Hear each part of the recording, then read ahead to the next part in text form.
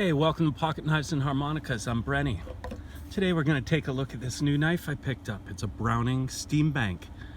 I was in Chilliwack, BC, just outside of Vancouver, had some free time, and located a small knife shop. They had a case of knives that had a number of bucks, had a number of Browning knives, and that's it.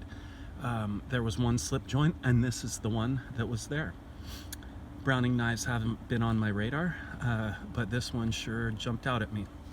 So let's just take a quick look. Since it was in a case with bucks, let's take a look at it up against some bucks. This is the buck 55. The buck 55 is a wee bit longer. You can see that. So this is a small knife. Here it is, buck 110. You know, dwarfed by the buck 110, and the other buck I wanted to show was the buck 250 Saunter, which is also a little bit larger. But man, this knife has a lot of things going for it. So for example, up against this buck 55, you can see the buck 55 is just a wee bit longer, but then you'll open up this beautiful blade, 12C27 steel. You open up this blade and you compare it, and you have a lot more, a lot more cutting edge than you do on the buck 55.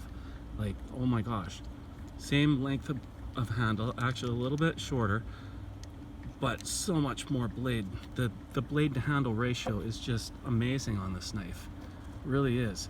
I love the 55, and trust me, I'm not dissing the 55 at all. I don't really care about that ratio too much, but you gotta admit that is a nice blade. That is a nice blade shape. Look at that. And there's no billboarding. I don't know if you can see it there, but it says Browning right there on the bolster, but that is going to be gone with some pocket wear, I can tell already. You know, like, let's compare it to another knife there. Here's the show side of this Browning. Here's the show side of this buck. And you can see it's got buck, it's got the anvil, it's got USA, it's got the model number, it's got another anvil here, compared to just Browning, and that's going to be gone soon. So I really appreciate that. I really do. Nice knife. It's a little bit weak on the spring, but not too bad. No half stops.